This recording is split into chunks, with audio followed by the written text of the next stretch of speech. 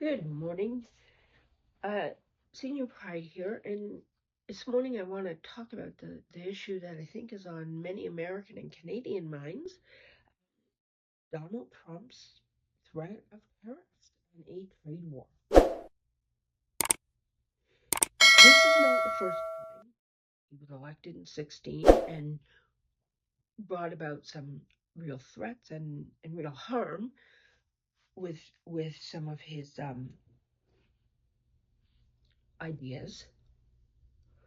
Uh, the fact is that our countries are intimately related in terms of trade. We interact on a huge amount. There's over 700 billion in bilateral trade annually, and this was all initiated far before Trump ever came in with the NAFTA, the North American Free Trade Agreement.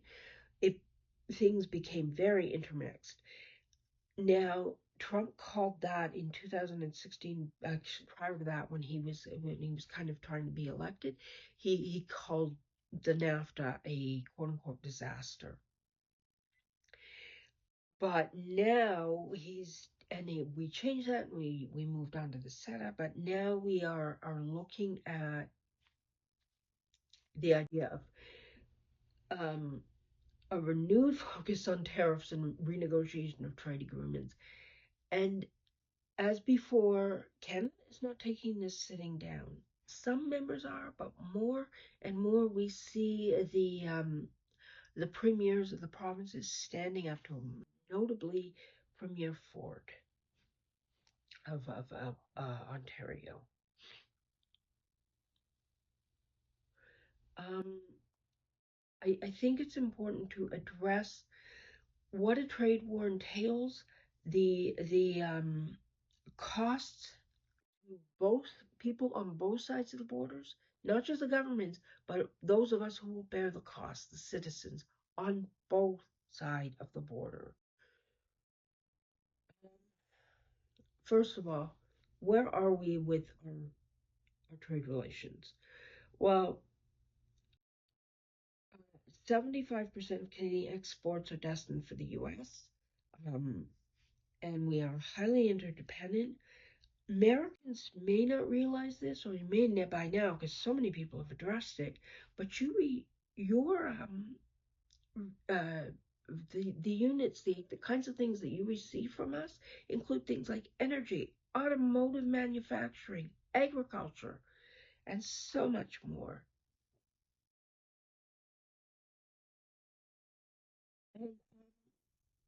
And as I said, Trump kind of changed things. He had talked about that up, but that didn't happen. What happened was the USMCA, the United States Mexico Canada Agreement.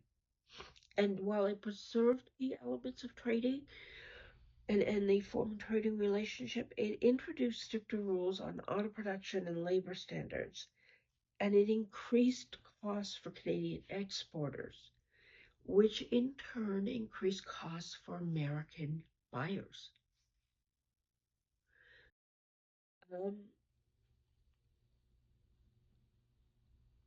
Prime Minister Trudeau's administration has emphasized the importance of open trade and diplomacy while seeking to diversify Canada's economic partnerships through agreements such as the CPTPP, or the Comprehensive and Progressive Agreement for Trans-Pacific Partnership, and as I mentioned, the CETA, which is the Canada-European Union Trade Agreement. Still, Canada tends to be very high, we have a high reliance on the US, and you do us. The fact that Trump is coming back in screaming his protectionist policies leaves all of us vulnerable. So let's look at Trump's 2024 tariff policies. He's echoing his behaviors and themes of 2016.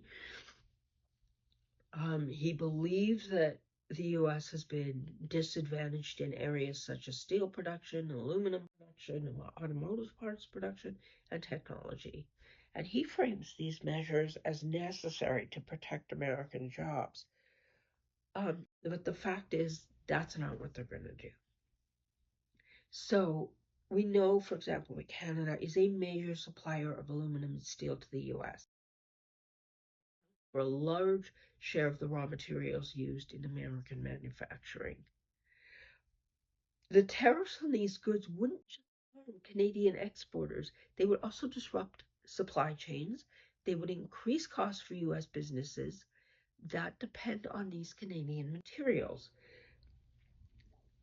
Again, it's like the proposed tariffs on automotive parts could jeopardize the integrated North American auto industry, where vehicles are assembled using components that cross the border multiple times. So this wouldn't just affect us. You would lose jobs because you wouldn't have the parts to manufacture. The cost of cars would rise significantly. The cost of homes would rise significantly. The cost of everything that required these items would rise significantly. No jobs, no ability to afford. You tell me where that goes.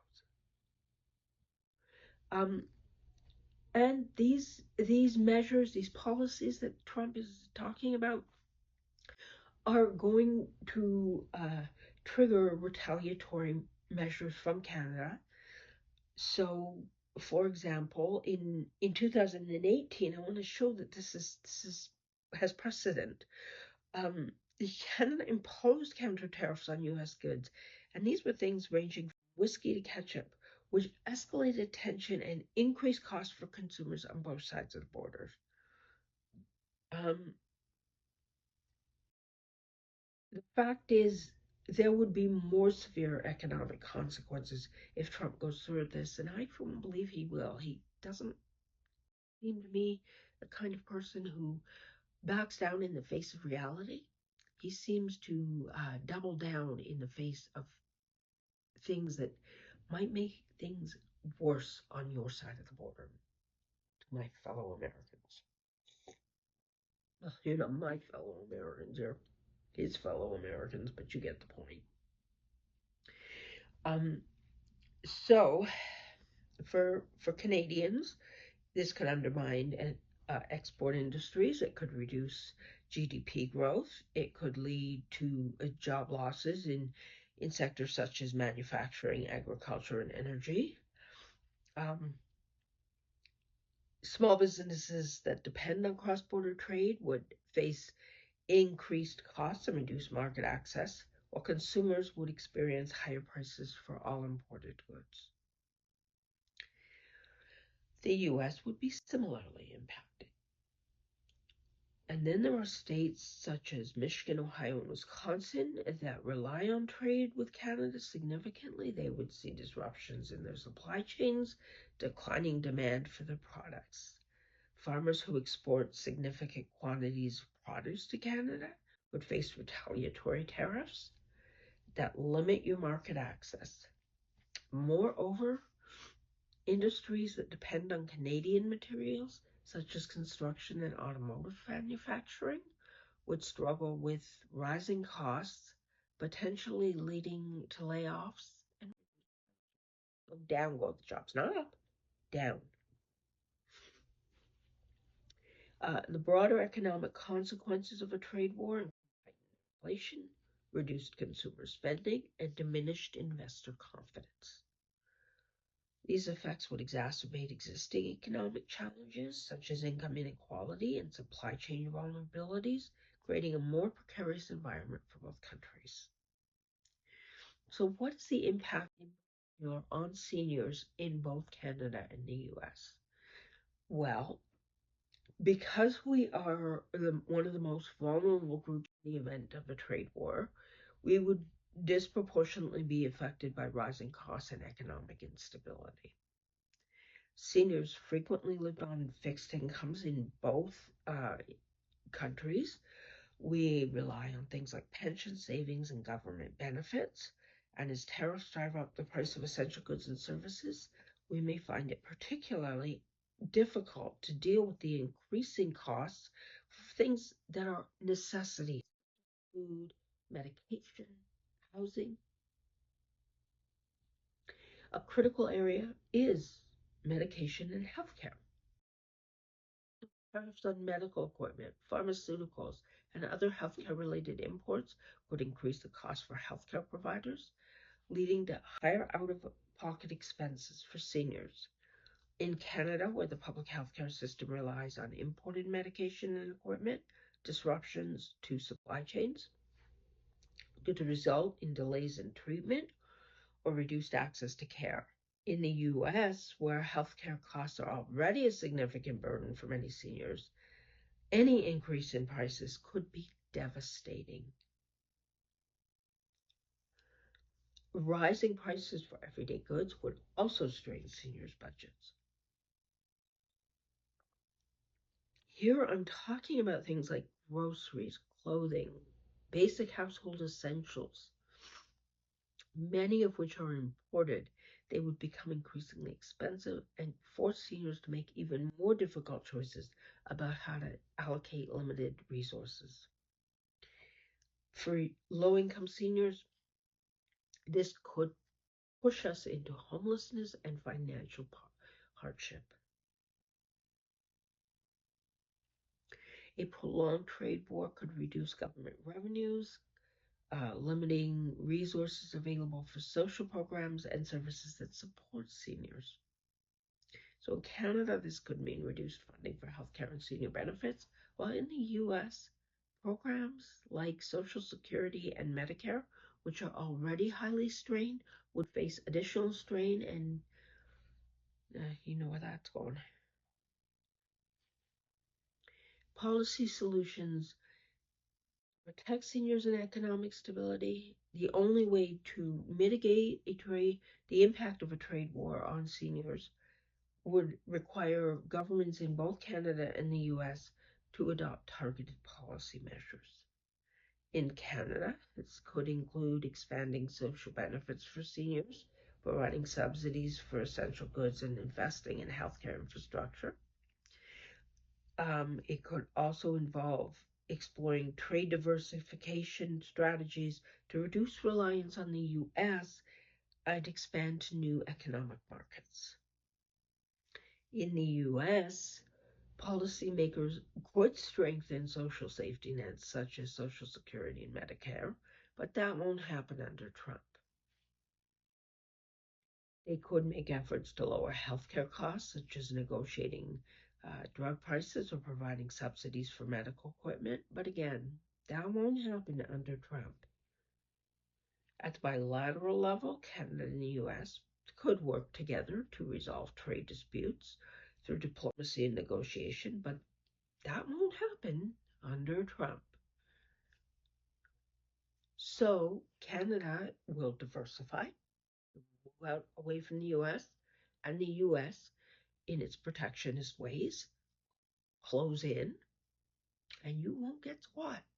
Your world will get worse, and ours will broaden, because we understand how to work with the world community. Unfortunately, Trump does not.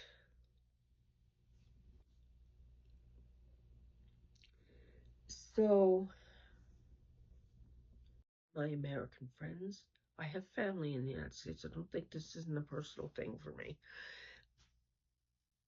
Why?